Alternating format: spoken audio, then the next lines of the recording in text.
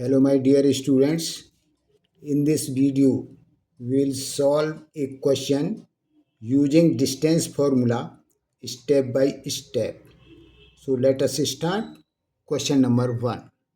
If the center of a circle is 2p, p minus 7, then find the values of p if the circle passes through the point 11, minus 9 and has diameter 10 under root 2 units. So I have made this figure.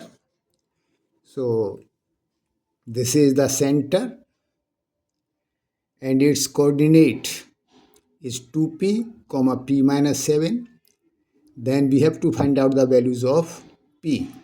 If circle passes through the point 11, minus 9. 11, minus 9 इस point से circle पास होता है, गुजरता है and has diameter 10 under root 2 units, और ये इसका diameter है जो 10 अंडर रूट 2 यूनिट्स के बराबर है. So now solution. Given center of the circle is equal to 2p, p minus 7. Point on the circle is equal to 11, minus 9. Diameter is equal to 10 under root 2. So radius is equal to 10 under root 2 by 2 is equal to 5 under root 2.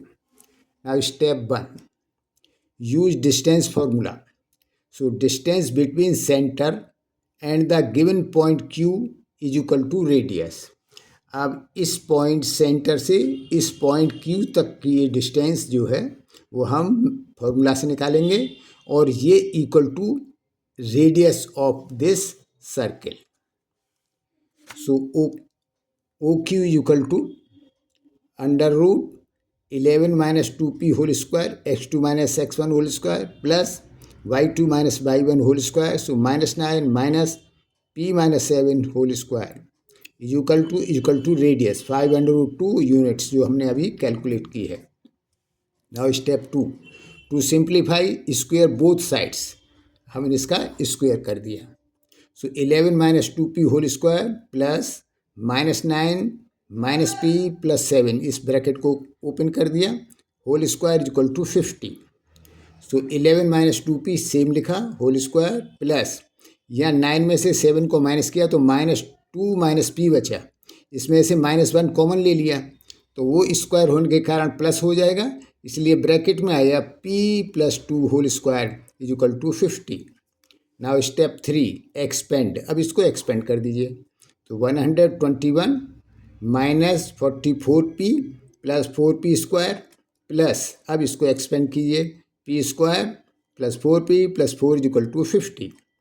So 4p square यहाँ से लिया plus p square यहाँ से minus 44p ये plus 4p ये ले लिया is equal to 50 minus 4 and 121 को राइट हैंड साइड में ले गए तो 50 माइनस 4 माइनस 121, इन दोनों को ऐड किया 125, इसमें से 50 माइनस किया तो हो गया 75 और 75 को हम लेफ्ट हैंड साइड में ले गए तो 5p स्क्वायर माइनस 40p इसको ऐड कर दिया है और इसको सब्ट्रैक्ट कर दिया plus 75 is equal to 0. Now divide by 5, इसको 5 से डिवाइड कर दीजिए तो p square minus 8p plus 15 is equal to 0. तो ये अब एक क्वाड्रेटिक इक्वेशन आ गई. तो अब इसके रूट्स निकालने के लिए we will split this middle term in such a way कि उनका सम और डिफरेंस 8 के बराबर होना चाहिए और इसके प्रोडक्ट का उन दोनों फैक्टर्स का प्रोडक्ट 15 होना चाहिए. तो हमने इसको स्प्लिट किया 5 एंड 3 में. तो 5 इंटू 3 इक्वल टू 15 और 5 3 का एडिशन माइनस 8 के बराबर, माइनस 5 माइनस 3 का addition minus 8. So p square minus 5p minus 3p plus 15 is equal to 0. इन दोनों में से p कॉमन लिया तो p माइनस 5 माइनस इन दोनों में से माइनस 3 कॉमन लिया तो p माइनस 5 इक्वल टू 0. अब p माइनस 5 कॉमन लिया तो p माइनस 5 यहाँ से बचा p, यहाँ से बचा माइनस 3 इज इक्वल टू 0. सो पहले इस फैक्टर से आया p इज इक्वल टू 3 और इस फैक्टर से आया p is equal to 5. So final answer p is equal to 3 and 5. So this is how we find the values of p using distance formula. Please comment below and tell us which topic you want in future videos.